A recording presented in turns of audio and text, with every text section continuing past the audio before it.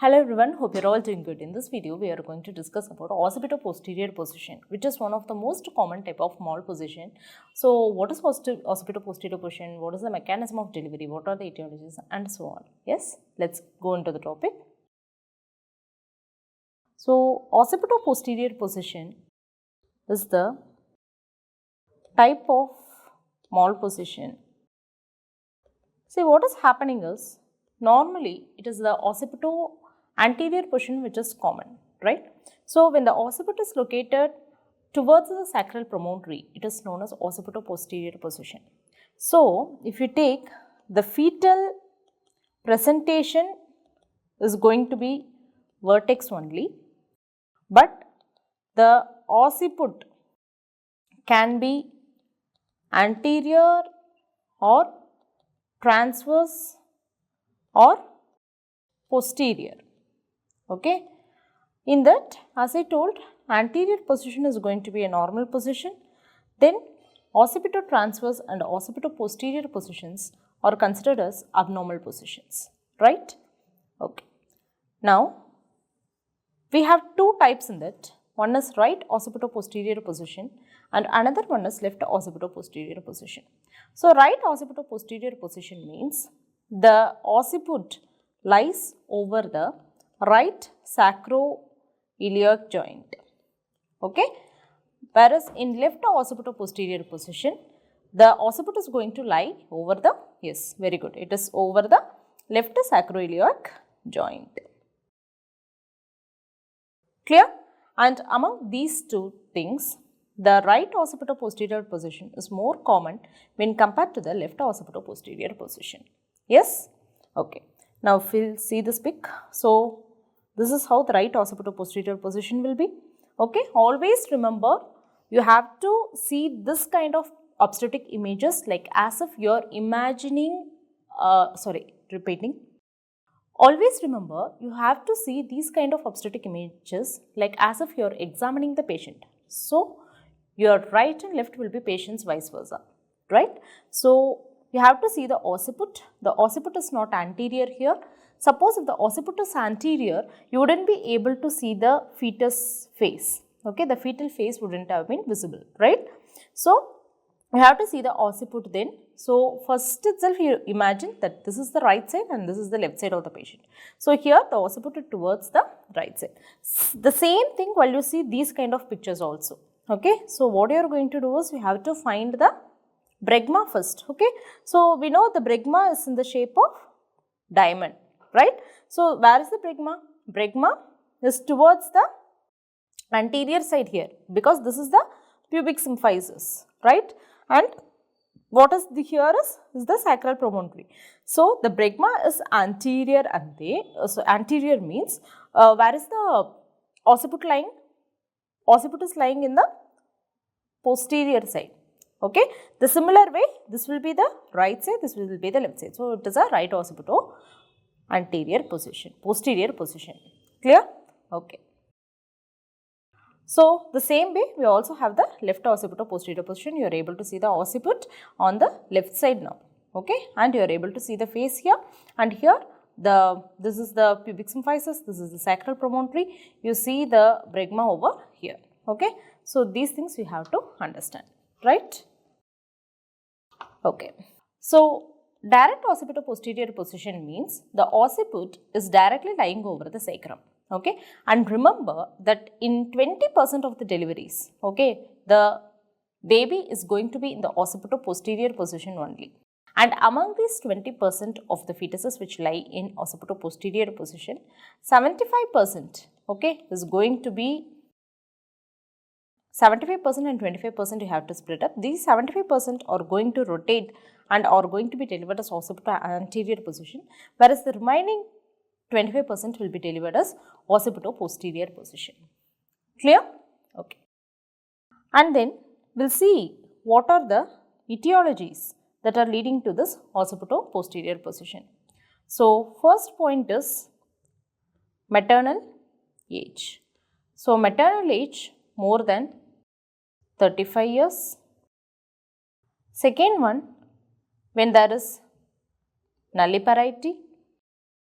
Third one, obesity. Fourth one, there is abnormal pelvic configuration. Abnormal pelvic configuration. And the fifth one is android or anthropoid pelvis. Then you have history of previous occipito-posterior position. Then estimated fetal weight is going to be more than 4 kilograms. There is anterior attachment of placenta. Then if there is high angle of inclination, that is, high angle of inclination means there is high assimilation of pelvis, okay, assimilation of pelvis, okay. So that means the last lumbar vertebra will be included in the sacral vertebral column, clear, okay. And of course, this also we have to include that sometimes the cause can be idiopathic also, clear, yes. Now we will see how we are going to diagnose occipito-posterior position. So diagnosis, when we take, obviously we have to do abdominal examination first, clinical examination, right. So when we do abdominal examination,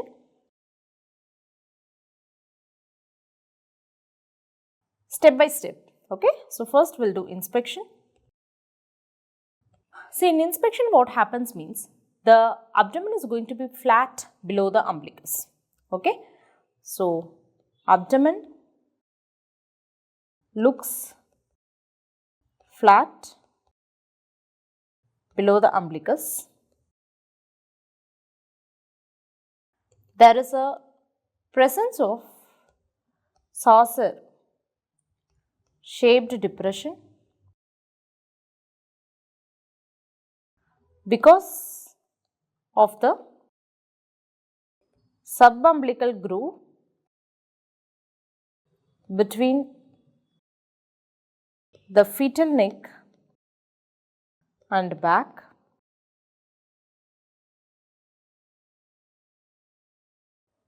Okay, you will be able to see a depression there, okay. Then we can do vaginal examination. So when we do vaginal examination, you should be able to palpate the sagittal sutures, and sagittal sutures occupies usually any of the oblique diameter of pelvis. Also you have to know that posterior fontanelle is felt near the sacroiliac joint and anterior fontanelle will be felt more easily, okay. And sometimes there can be elongated bag of membranes. And then we will see how we are going to manage this. So management of occipito-posterior position. We will see the engaging diameter now. So this is the engaging diameter. What do you think this diameter is? Yes, it is the occipito-frontal diameter, and this is around 11.5 centimeters, and sometimes sub-occipito-frontal diameter, which is nothing, just like this, right. So sub-occipito-frontal diameter, it will be starting just below the occiput, okay. So and this will be around some 10 centimeters. So these are the engaging diameters mostly, clear. Let's see the management of labor step by step. So what happens during a first stage of labor? How should we manage? Usually in first stage of labor, it can be managed like a normal antenatal case, okay. So you have to maintain partogram in which you have to check FHR, how are the uterine contractions are there, how is the cervix effacement and dilatation happening, If needed, oxytocin augmentation can be done. Suppose if there is no progress at this stage itself, okay, so there is no progress, or suppose if arrest of descent happens, or if there is cephalopelvic disproportion, or if there is fetal distress, then you can plan for cesarean section. Clear? So, when we do palpation,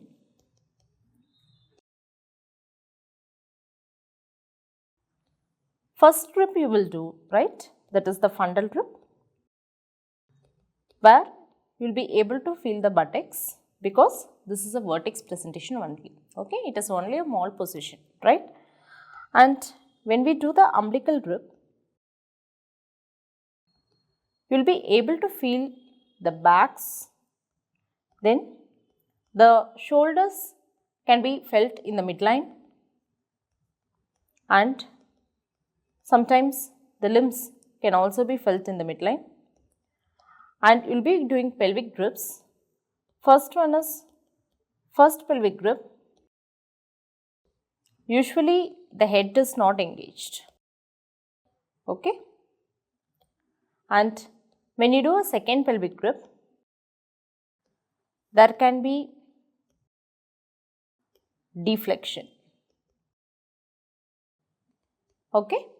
So, in this deflection, we can see three types of deflection, okay. So, the deflection can be a mild deflection, or a moderate deflection, or a severe deflection, okay.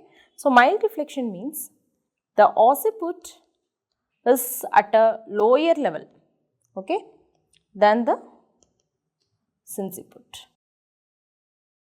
Whereas moderate deflection means the occiput and synciput are at the same level.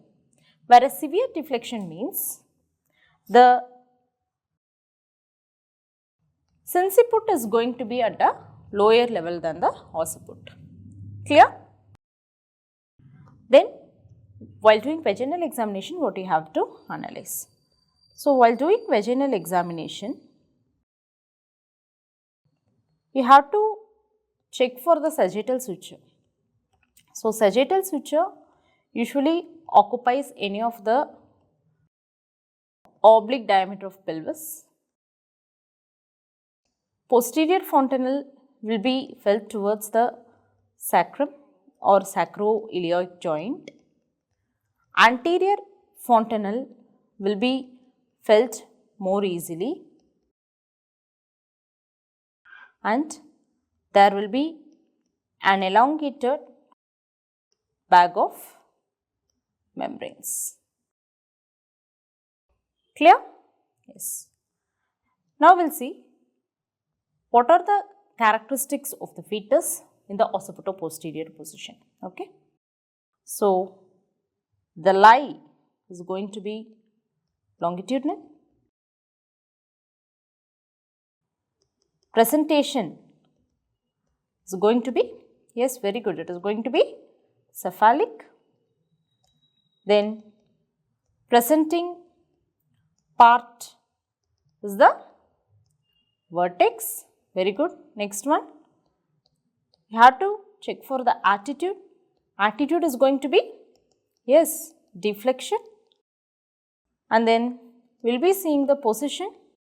Position, you have either the right occipito-posterior or left occipito-posterior, and remember, right occipito-posterior is 5 times more common when compared to the left occipito-posterior position. And then how is going to engaged, that is, how about the engagement is usually delayed because there is deflection of the fetal head, and you have to know what is the engaging diameter. Okay, the engaging diameter will be occipitofrontal diameter or suboccipitofrontal diameter. Occipitofrontal diameter will be around 10 centimeters. Clear? Yes. So, these are the characteristics. Now, we will see how we are going to manage labor. So, when we ask management of labor,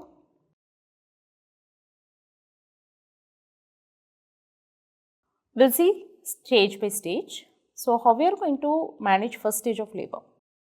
See, first stage is going to be managed as a normal antenatal case.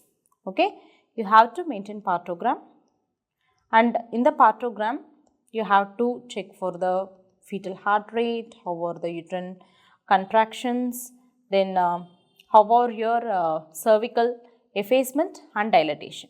Clear? And if needed, you can even go for oxytocin augmentation. Suppose if there is no progress or CPD, or if there is fetal distress, then you have to do cesarean section as planned. Clear? So, if you ask me what is this 3/8 of the circle means, let's see this diagram first so that you will be understanding the rest of the process also. So, this is how the positions in the maternal pelvis is linked, right? So, let us take the occipito-posterior position as 1. Okay. So, this will be 2, this will be 3, this will be 4, 5, 6, 7 and 8. So, are you able to see that there are 8 positions possible? Yes. And what is going to happen means, if I say there is long rotation of 3/8 of a circle means, this is either going to rotate towards the right or towards the left, and it will be coming like 1, 2 and 3 parts crossing. Clear? So, there is long rotation of 3/8 of the circle in some cases, and then what happens means, if it is turning like that means, what is going to happen? It is going to present as a left occipito anterior position. For example, if it is rotating in this way. Okay. So, anyhow it came as a occipito anterior position. So, occipito anterior position, and then it will be delivered normally. So, there is normal delivery. Clear? And what happens in the rest of the cases? That is, when in 10% of the cases, when there is incomplete flexion, what happens means, already I told you, this incomplete flexion also depends upon the type of deflection it has. What are the types of deflection we have seen? Yes, it can be mild deflection or moderate deflection or severe deflection, right? Now, according to the deflection, I will take it here. Okay. So, if we have mild, moderate or severe deflection, what happens means, in mild deflection, there will be a short rotation, okay, say 1/8 of a circle. Then what happens, if it is rotating 1/8 of a circle means, it can come and present as a deep transverse arrest, okay, it will be coming and locking in the transverse position, okay. So, then it can present as a deep transverse arrest. Clear? And then what happens means, if there is a moderate deflection, there can be non-rotation also. Okay. So, that can present as occipito oblique arrest. And when there is severe deflection, it will lead to either persistent occipito-posterior position, or it can lead to occipito-sacral position. Okay. Occiput remains in the sacrum itself. Okay. So, this can be assessed with other factors also. Suppose if other factors are favorable, then it can be delivered as a phase to pubis delivery. Suppose if the other factors are unfavorable, then they will present as occipito-sacral arrest. Clear? Yes. So, now we will see the detail about deep transverse arrest when there is no rotation or when there is a posterior rotation. Okay. So, what happens in deep transverse arrest? Deep transverse arrest is seen in 1% of the cases. Okay. So, what happens here is the occiput reaches the pelvic floor. Okay. So, occiput reaches the pelvic floor. It first rotates, okay, first rotates to the half and then it gets arrested, okay. Here when it is arrested, head cannot be delivered spontaneously. Okay, head cannot be delivered spontaneously because the longitudinal diameter of head is not going to be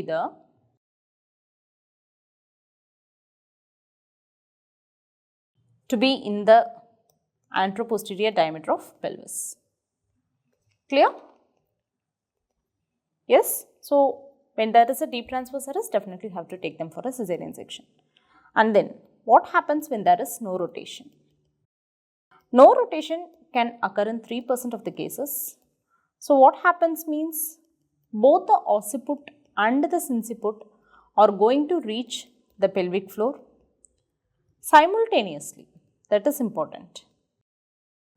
And there is no rotation also. So, in this case also, the head cannot be delivered spontaneously. Head cannot be delivered spontaneously.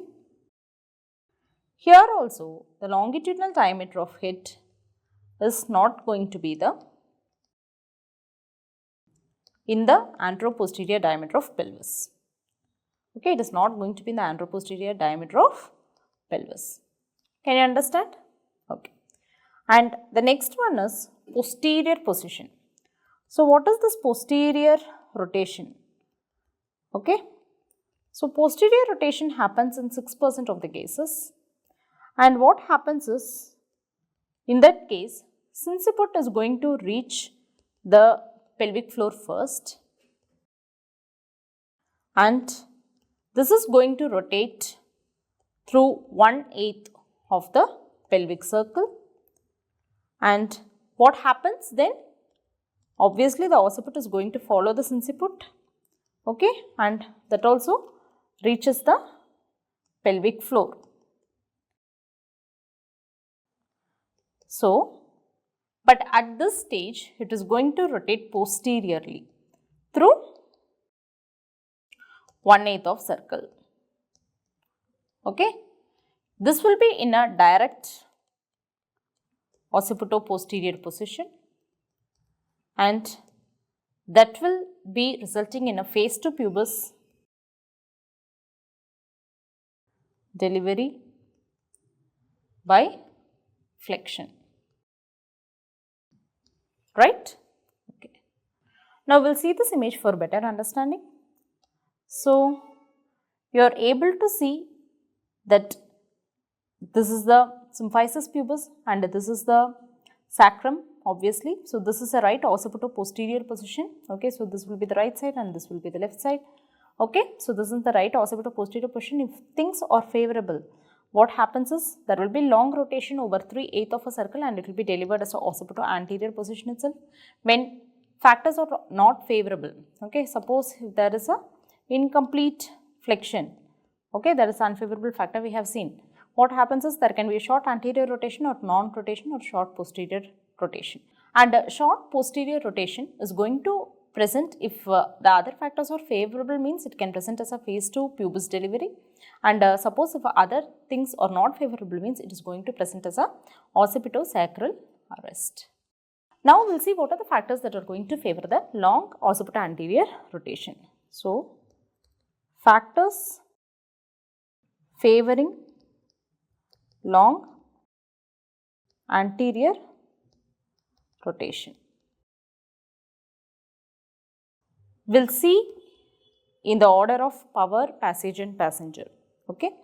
So, if we take power, if there are good contractions in the uterus, then it will favor occipito-anterior rotation. And regarding the passage, if it is a roomy pelvis, there is no contraction. That means the diameters at the various levels of the pelvis are going to be adequate. Okay, no contraction at various levels of pelvis. Then there is good pelvic floor with proper tone. there should be empty bladder and rectum. So, all these factors favor occipito-anterior rotation, that is the longer rotation, clear? And when we see the factors in the passenger should have a well flexed and average height, okay. Then anterior shoulder not that far away from midline. There should not be any premature rupturing of membranes and there should be early engagement. So, all these factors favors long rotation, clear? So, how we are going to plan the mechanism of delivery, okay? Suppose if it is an occipito-anterior position that has come by a long anterior rotation, then definitely you can allow for a normal vaginal delivery, okay? Suppose if it is a occipito-posterior, if there is a posterior rotation, okay, then you can allow spontaneous vaginal delivery. Sometimes a deep episiotomy can be needed. Then you have to go for operative vaginal delivery like outless forceps delivery or a vacuum delivery, again with a deep episiotomy if that is not possible, clear? Then we will go for deep transverse arrest or persistent occipito-posterior position, okay. So, what happens in this cases, you can go for manual rotation that can be accompanied with forceps extraction, or you can do a forceps rotation itself, then extract the baby. Then you can go for vacuum extraction and the other options you can plan cesarean section even, clear? Yes. Let us speak about this deep transverse arrest, okay. So, what does deep transverse arrest means? The obstruction is at the level of ischial spines, okay. So, obstruction at the level of ischial spines. So, whenever the obstruction is present, it will lead to molding, yes, and there can be caput formation also, yes. So, our first option is manual rotation with forceps delivery. Manual rotation, you are going to rotate the fetus head with your hand, okay. So, manual rotation with forceps delivery is our first option. So, let us see what are the prerequisites for doing this. Number 1, head should be below +2 station. Second one, bladder should be emptied. Third one, if needed, you can even give an epidural analgesia or pudendal block, clear? And for doing manual rotation, again you have two methods, right? So, we will see one by one. The first method or method 1, we call it as full hand method, okay. So, we will be using the full hand to rotate the fetal head. See, if you see this picture, you will be able to understand that here the palm is facing upward, okay. I will write those points also, so it will be easy for you. So, palm is facing upward and then 4 fingers are inserted, see 4 fingers are inserted between the sacrum and if you see the thumb, it is kept anteriorly, okay. So, 4 fingers inserted posteriorly and